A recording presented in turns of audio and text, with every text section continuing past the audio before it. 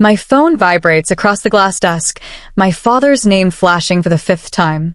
It skitters, cold and sleek, nothing like the worn wooden table I used to do homework on as a child. Outside my Manhattan apartment, New York's skyline glints in the afternoon sun, distant, untouchable, like my family. I don't answer. I haven't answered the last 4 calls either. 3 seconds later, an email notification pings. Subject: Your sister needs you. Last chance. It's from my father. I open it, dread and disbelief knotting in my chest. The words blur, but one line stands out in bold. Ashley's wedding is the most important event of her life. Be there, or forget about any future support. A voicemail follows. I play it on speaker. Emily, it's your father. This little act of yours has gone on long enough. Your sister's wedding is in 2 weeks.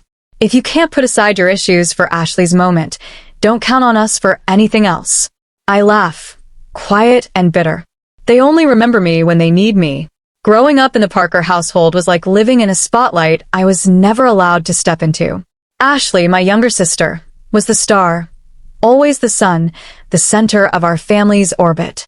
I was the shadow, taught to be quiet, efficient, invisible. In 5th grade, I brought home a perfect report card, straight A's, buzzing with pride. Mom barely glanced at it, mumbling, "That's nice, honey," from behind her magazine.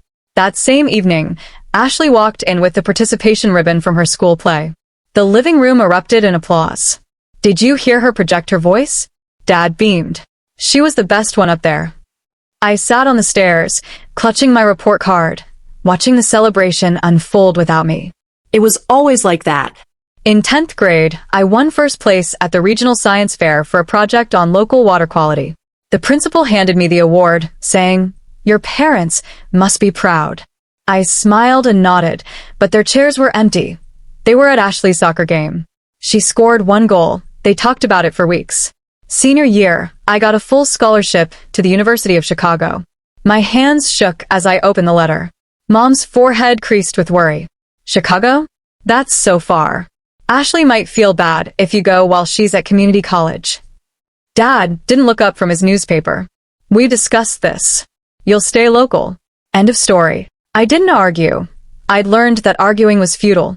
Instead, I forged fake registration documents for the local college and quietly packed. 2 weeks later, I boarded a bus to Chicago with 2 suitcases and a heart split between fear and hope. It was the first time I chose myself. In Chicago, I built a life from scratch.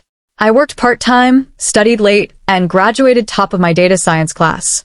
Now, I'm a product analyst in Manhattan, earning 6 figures, living in a high-rise with a view I once saw only in magazines. I never told my family, not because I was ashamed, but because they wouldn't care. They only noticed me when I could serve their needs. So when they call now, demanding I show up for Ashley's wedding, I think of all the times they didn't show up for me. Have you ever grown up in a house where love was earned, not given? Where your achievements were met with silence, but mediocrity was celebrated if it came from the golden child?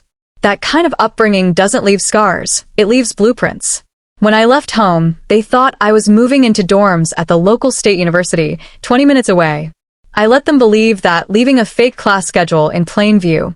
But my bus ticket said Chicago. It took 12 hours and 2 transfers to get there. I arrived exhausted, terrified, and free. My first apartment was a tiny studio with a leaky sink and a clanking heater. I lived on instant noodles and dollar store coffee, sleeping on a twin air mattress that deflated nightly. But I had space to breathe, to exist. I worked 2 jobs while studying full-time, learning to stretch $20 across a week's groceries, to cry quietly in the library bathroom when it all felt too much. I also learned I was capable of more than anyone had ever believed. By junior year, I landed a paid internship at a fintech startup. By senior year, they offered me a full-time job. I graduated summa cum laude, debt-free, in a borrowed cap and gown. I didn't invite my family, not out of spite, but because they wouldn't have come, or worse, they'd have made it about Ashley.